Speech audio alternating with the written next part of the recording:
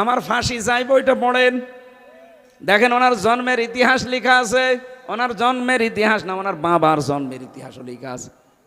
আমি মেজর ডালিম বলছি বইটা পড়েন।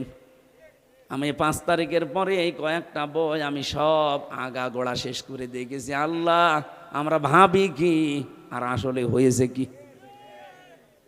আন্দাজে মুসলমান বললেই হবে।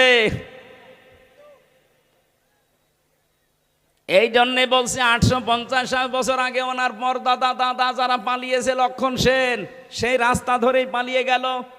পৃথিবীর ইতিহাস পুরা পাল্টিয়ে দিয়েছে। 350 জন এমপি একবারে পালিয়ে যায়। সারা পৃথিবীর 257টা রাষ্ট্রে আমি পাইনি, এ বাংলাদেশে দেখলাম। শুধু পার্লামেন্টের যারা মেম্বার এরাই পালিয়ে যায়নি, জাতীয় মসজিদের ইমাম পর্যন্ত পালিয়ে গেছে।